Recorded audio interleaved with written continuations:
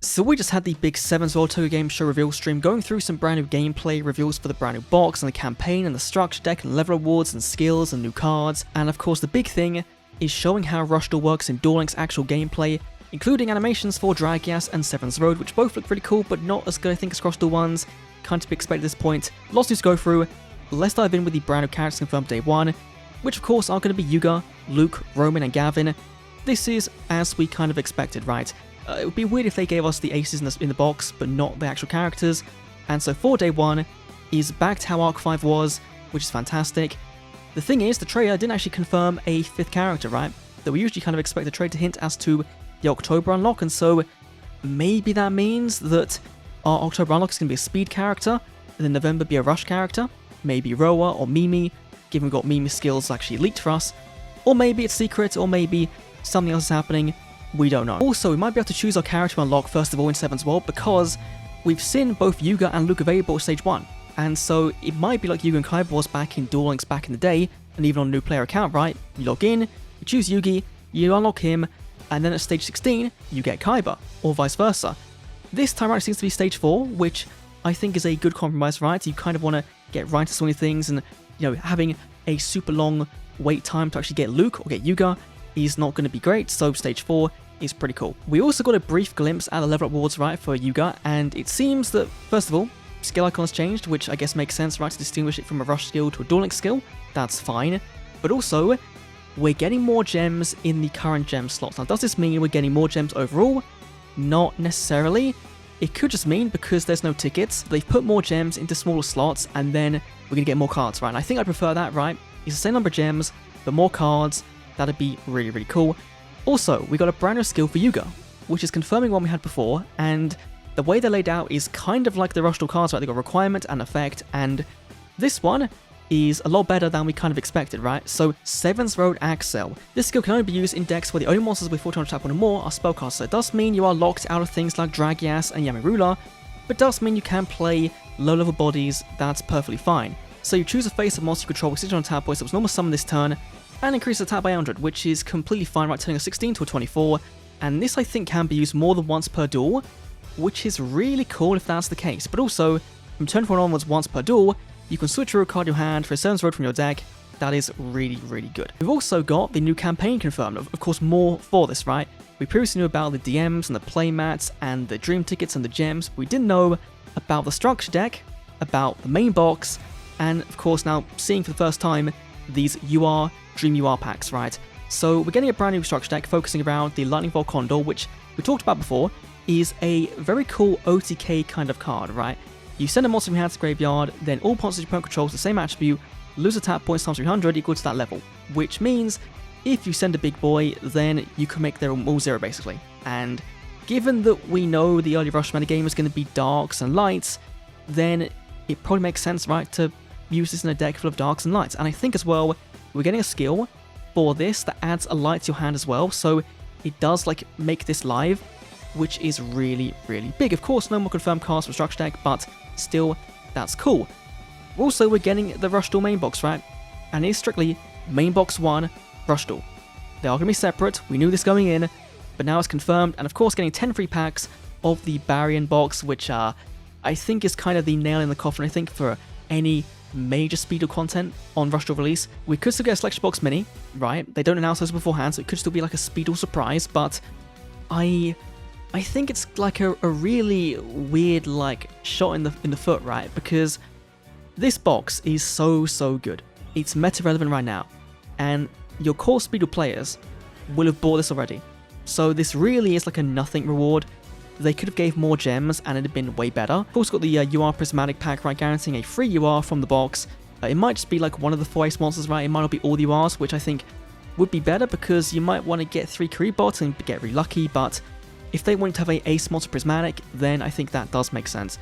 But let's go through the brand new cards because there are a few we did talk about already. So we've got Pierce. Give your monster piercing. That is straightforward, it's not too terrible. We've got Ansel the Magic Swordsman, level 6 2000 body, which isn't too bad, right? It's not awful. You will see this card see play, and it might be a level up reward or like a gate drop, I think, I'm not too sure, but it was a early staple in the Switch game, so you probably will see this on ladder. at least from decks that aren't, you know, super competitive yet. Then we've got Phantom Bind, a battle trap. The battle traps will be good in Rush Duel, right? You know, from a Duel player perspective, they're not very good. In Rush, they're really good. It's not awful. It's an attack reduction trap card. So I think this will see play if there's no better options, at least on day one. Then we've got Axo Wonder Super, who is confirmed to be a Yuga level award, which I don't think is amazing on day one. Right, it is a 1600, right? So it does work with the skill to make it 24, which is infinitely, you know, way better than it will be without it. Then we've got the Road Magic Explosion, which you can burn your opponent by sending a fire from hand to the grave. You control spellcast at level 7 or higher, which is fine, but not overly amazing. Niwatori is a cool reference back to a classic DM card. Windcaster Torna, though, or Torna the Windweaver, it's been a while since I've heard that name.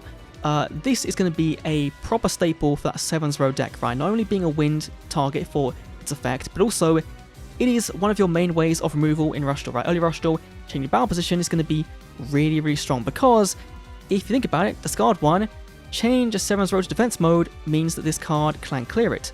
Also, it is 1600 attack points, meaning again, you can use it with a skill to make it 24, makes this even better, and I think then makes it able to, okay, definitely clear Dragias, can't clear Blue Eyes, but can clear DM, which is big. Then we've got Thunder the Thunder, which is a send one card, add to graveyard, reduce some attack points. Not awful, but I'm not too sure how useful it's going to be in early Rush, right? It might be fine, like for the early stages of the duel, right? But midway through a duel, it's not going to matter too much. Probably want stronger effects than this. Okay.